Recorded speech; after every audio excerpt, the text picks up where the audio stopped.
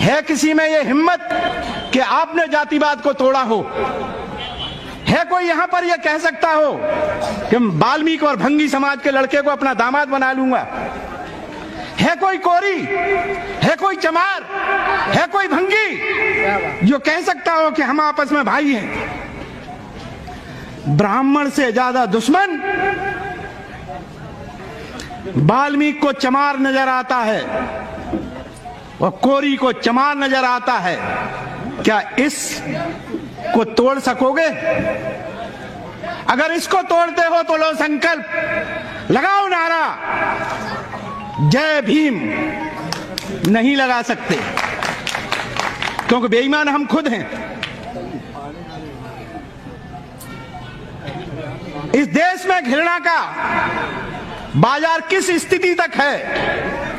मैं नहीं कहता कि होली पवित्र थी या होलिका पवित्र थी। मैं मानता हूं, तुमने देखा होगा, तुम्हारे ग्रंथों में लिखा है कि होलिका एक गलत औरत थी। क्या सदियों से आज तक तुम उससे बदला नहीं ले पाए?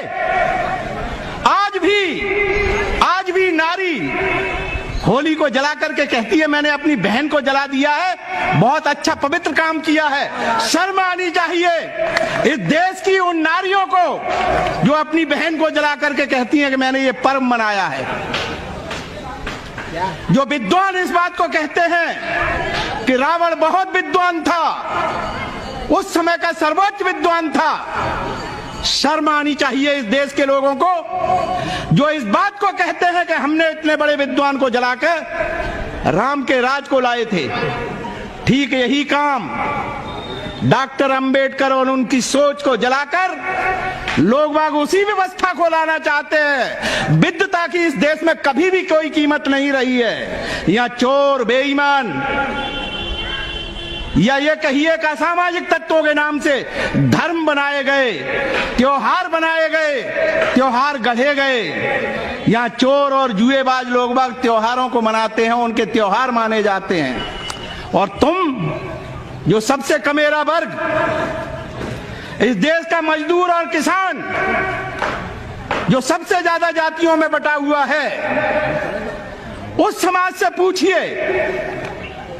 आज किसान कहता है कि हम आत्महत्या करते हैं। किसने कहा था किसान से कि वोट देना जाति के नाम पर? जो खेल यहां इस देश में खेला गया, हमने 4-5 परिवारों को देखा है। उनके घर के नौनिहालों को जब 2 अप्रैल को मारा गया था, हो सकता है आप लोग सोचते हो कि हमने बहुत अच्छी अपनी शक्ति का प्रदर्शन किया था। ये तुम्हारा भ्रम है। अभी भी आप झूठ पर खेल रहे हो। जो अनटचेबिलिटी एक्ट के तहत न्याय किया गया था, वो न्याय नहीं था, वो प्रायोजिक व्यवस्था थी आरएसएस और हिंदुत्व की, जिसमें एक तीर छोड़ा गया था सुप्रीम कोर्ट से, जिससे देश का दलित भड़केगा, ऑर्गेनाइज होगा, और क्योंकि वो अनटचेबिलिटी एक्ट के अगेंस्ट में होगा, इससे देश का किसान, अपने आप को हिंदुत्व कहा जाने वाला, वो सब ऑर्गेनाइज इसलिए हो जाएंगे कि चलो अब हमने इन चमार चूड़ों को एक तरफ करने, इन्हें हमें सबक सिखाना है। इसलिए पूरा हिंदुत्व एक हुआ और 1900 के चुनाव में 19 के चुनाव में इसी आधार पर आपको कुचलने के लिए इस देश ने हिंदूवादी शक्तियों को मजबूत किया, जिसका परिणाम आज आप देख रहे हैं। आज हम तो मजदूर, अपने आप में पीड़ित और प्रताड़ित समाज के लोग, हम अपने मान सम्मान की अभी कीमत नहीं समझते हैं। अब तो हमने अंगड़ाई लेना शुरू किया है।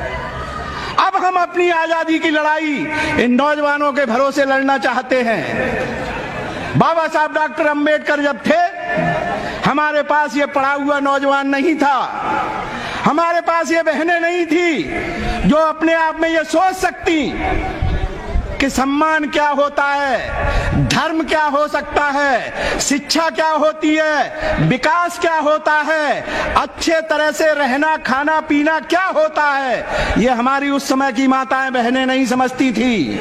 आज हम ये जान गए हैं कि आजादी का अर्थ क्या होता है।